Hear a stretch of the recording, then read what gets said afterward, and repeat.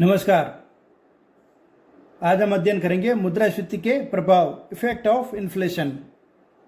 मुद्रास्फीति की प्रारंभिक स्थिति में तो आर्थिक विकास को बल मिलता है, किंतु कुछ समय के बाद जब इसकी तीव्रता में वृद्धि हो जाती है तो वह अर्थव्यवस्था के लिए एक गंभीर समस्या बन जाती है। इस स्थिति के आर्थिक एवं सामाजिक परिणाम इतने गंभीर होते हैं कि प्रत्येक व्यक्ति को इससे बचना चाहता है। मुद्रास्फीति के प्रभावों को निम्न बिंदुओं से समझा जा सकता है। फर्स्ट, विनियोगकर्ता। विनियोग वर्ग को दो भागों में बांटा जा सकता है। फर्स्ट, निश्चित आय वर्ग तथा सेकंड, परिवर्तनशील आय।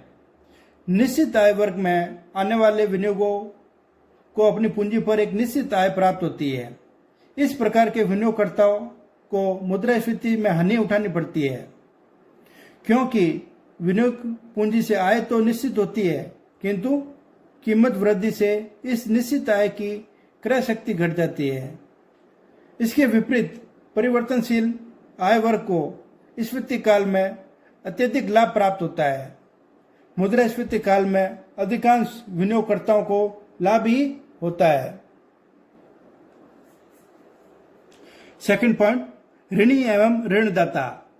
मुद्रास्फीति काल में ऋणी को लाभ प्राप्त होता है और ऋणदाता को हानि उठानी पड़ती है।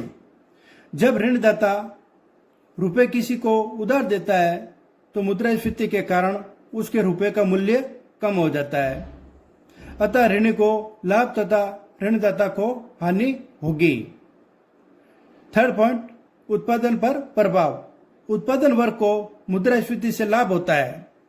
लाभ होने के कारण निम्न है। वस्तुओं की मांग बढ़ने से वे उन्हें ऊंची कीमत पर बेचना चाहते हैं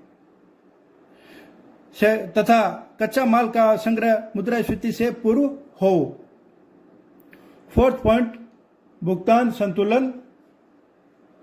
मुद्रास्फीति काल में अंतर्राष्ट्रीय व्यापार असंतुलित अवस्था में पहुंच जाता है, क्योंकि आंतरिक कीमत स्तर में वृद्धि होने से आयातों को प्रोत्साहन मिलता है, जबकि निर्यातों में कमी हो जाती है। कीमत वृद्धि होने से मुद्रा की विदेशी विनिमय दर में गिरावट आ जाती है और भुगतान संतुलन असंतुलित हो जाता है। इस प्रकार स्फीति काल में देश के अंतर्राष्ट्रीय व्यापार पर बुरा असर पड़ता है। फिफ्थ पॉइंट, कृषकों पर। मुद्रास्फीति का कृषक वर्ग पर अनुकूल प्रभाव पड़ता है, क्योंकि कृषक वर्ग उत्पादन करता है तथा मुद्रास्फीति के दौरान उत्पादन की कीमतें बढ़ती है, जिससे मुद्रास्फीति के दौरान कृषक वर्ग को लाभ मिलता है। सिक्स पॉइंट, बचत पर प्रभाव। मुद्रास्फीति का बचत पर प्रतिकूल प्रभाव पड़ता है। एक तो वस्तुओं की कीमतें अधिक होने के कारण लोगों को वह अधिक करना पड़ता है, इसलिए बचत की संभावना कम हो जाती है। दूसरे, मुद्रा का मूल्य कम होने के कारण लोगों का मुद्रा पर विश्वास कम हो जाता है, इसलिए वे मुद्रा को संचय नहीं करना चाहते। सेवंथ पॉइंट, रोजगार पर प्रभाव। मुद्रास्फीति की प्रारंभिक स्थिति में रोजगार पर अनुकूल प्रभाव पड़ता है। कीमतें अधिक होने से उत्पादन भी अधिक करता है, परंतु पूर्ण रोजगार की अवस्था के बाद कीमतें तेजी से बढ़ने लगती है और सर पर दौड़ने वाली मुद्रास्फीति की अवस्था आ जाती है। लोग वस्तु कम क्रय करते हैं, जिससे मांग कम हो जाती है और परिणाम स्वरूप बेरोजगारी फैल जाती है।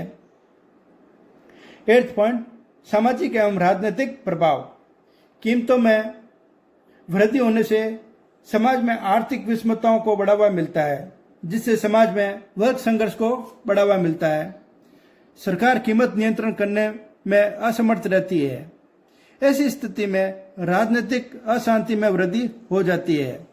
वर्ष 1923 से 1933 के बीच जर्मनी में हिटलर तथा उसकी नाजी पार्टी के सत्ता त्यागने का एक प्रमुख कारण उस समय विद्यमान मुद्रास्फीति की भयानक बाढ़ थी। Doctor DB. टरोटी के अनुसार हिटलर मुद्रास्फीति की दत्तक संतान था।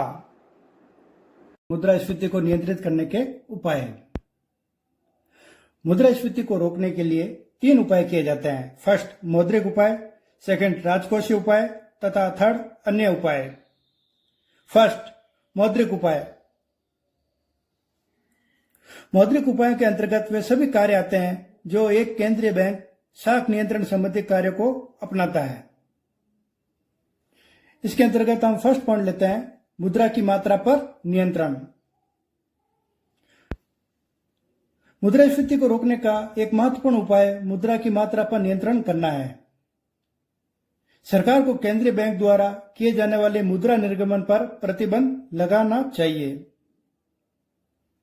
सेकंड पॉइंट, शाख नियंत्रण। मुद्रास्फीति को नियंत्रित करने के लिए केंद्रीय बैंक को शाख का संकुचन करना चाहिए। इसके लिए मात्रात्मक तथा गुणात्मक दोनों प्रकार के उपाय अपनाने चाहिए। केंद्रीय बैंक को निम्न उपाय अपनाने चाहिए, जैसे बैंक दर में वृद्धि, न्यूनतम नकद कोष में वृद्धि, शाख की राशनिंग, प्रतिभूतियों के खुले बाजार में बेचना इत्यादि। इसके अतिरिक्त केंद्रीय बैंक देश के अन्य बैंकों को इस प्रकार के निर्देश जारी कर सकता है जिससे वे शाख निर्माण को सीमित कर दे। थर्ड पॉइंट, पुरानी मुद्रा का विमुद्रीकरण। जब मुद्रास्फीति संकटपूर्ण अवस्था में पहुंच जाती है तो सरकार पुरानी मुद्रा समाप्त करके नई मुद्रा जारी कर सकती है। सरकार को उस निश्चित समय में पुरानी मुद्रा की कुछ निश्चित मात्रा को नई मुद्रा में बदलने की अनुमति दे सकती है। सेकंड पॉइंट, राजकोषीय उपाय। राजकोषीय उपायों के अंतर्गत सरकार द्वारा अपनाए जाने वाली वे सभी क्रियाएं सम्मिलित होती है जो मुद्रा की मात्रा को नियंत्रित करती है। इसके अंतर्गत सरकार कर नीति, व्यय नीति एवं अन्य आर्थिक नियंत्रण आते हैं जो मुद्रास्फीति को नियंत्रित करने के लिए प्रयोग में लाए जाते हैं। इससे सरकार लोगों के आर्थिक जीवन में प्रत्यक्ष रूप से हस्तक्षेप कर सकती है। इसके अंतर्गत हम फर्स्ट पॉइंट लेते हैं, सार्वजनिक व्यय में कमी। मुद्रास्फीति का एक मुख्य कारण सरकारी व्यय में होने वाली वृद्धि है। इसे कम करने हेतु सरकार को अनावश्यक व्यय, विशेषकर अनुत्पादक व्यय को कम कर देना चाहिए। इससे कीमतों में होने वाली वृद्धि को नियंत्रित करने में मदद मिलेगी। सेकंड पॉइंट, करों में वृद्धि। मुद्रास्फीति को रोकने के लिए सरकार को नए प्रत्यक्ष कर लगाने चाहिए और पुराने करों की दर में वृद्धि करनी चाहिए, परंतु इन करों का उत्पादन पर नकारात्मक प्रभाव नहीं पड़ना चाहिए। थर्ड पॉइंट, सार्वजनिक ऋण में वृद्धि। मुद्रास्फीति को नियंत्रित करने के लिए सरकार को अपनी ऋण संबंधी नीति में परिवर्तन करना चाहिए। इस काल में लोगों को अतिरिक्त क्रय शक्ति को कम करने के लिए सरकार द्वारा इन लोगों से अधिकाधिक ऋण प्राप्त करना चाहिए और ऋण की राशि का प्रयोग केवल उत्पादन कार्यों में करना चाहिए। फोर्थ पॉइंट, घाटे के बजट की नीति का परित्याग। मुद्रास्फीति को रोकने के लिए सरकार को घाटे की वित्त व्यवस्था को कम करना चाहिए। मुद्रास्फीति को रोकने के लिए यह आवश्यक है कि सरकार अपने बजटों को संतुलित रखे। सरकार को अपने अनावश्यक खर्चों में कटौती भी करना आवश्यक होता है। फिफ्थ पॉइंट, मुद्रा का अतिमूल्यन। मुद्रास्फीति को कम करने के लिए मुद्रा का अतिमूल्यन करना चाहिए। इसके परिणाम स्वरूप निर्यात कम होगा। अन्य उपायों के अंतर्गत हम फर्स्ट पॉइंट लेते हैं, उचित व्यापार नीति।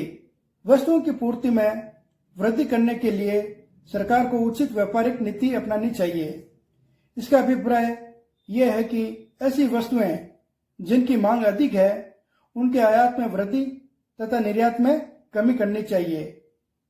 इस प्रकार की नीति मुद्रास्फीति नियंत्रण करने में सहायक होती है। सेकंड पॉइंट, उत्पादन में वृद्धि। उत्पादन में वृद्धि के अंतर्गत ऐसी वस्तुओं का उत्पादन अधिक होना चाहिए जिनकी कीमतों में शीघ्रता से वृद्धि होने की संभावना होती है। उत्पादन में वृद्धि के लिए सरकार को सार्वजनिक क्षेत्र में उत्पादन प्रारंभ करना चाहिए। तथा निजी क्षेत्र को औद्योगिक उन्नति के लिए आवश्यक आधारभूत सुविधाएं प्रदान करनी चाहिए। थर्ड पॉइंट, बचत को प्रोत्साहन। मुद्रास्फीति की अवधि में सरकार को बचत को प्रोत्साहित करने की योजनाएं बनानी चाहिए। इसमें सरकार अनिवार्य बचत योजना तथा 5 या 10 वर्ष के इनाम बॉन्ड का विक्रय प्रारंभ कर सकती है। फोर्थ पॉइंट, कीमत नियंत्रण एवं राशन व्यवस्था। मूल्य में वृद्धि जो मुद्रास्फीति के कारण होती है को रोकने के लिए सरकार मूल्य नियंत्रण कर सकती है और इसके साथ साथ अनेक राशनिंग की व्यवस्था भी की जा सकती है। परंतु इस प्रकार की नीति तभी सफल हो सकती है जब प्रशासन व्यवस्था ठीक हो, अन्यथा चोर बाजारी की स्थिति उत्पन्न हो जाती है। फिफ्थ पॉइंट, उचित निवेश नीति। मुद्रास्फीति की अवधि में उन उद्योगों में निवेश की मात्रा में वृद्धि की जानी चाहिए जिनमें वस्तुओं का उत्पादन कम समय में ही अधिक बढ़ाया जा सकता है। ऐसे उद्योगों में निवेश कम करना चाहिए जिनमें उत्पादन दीर्घकालीन होता है।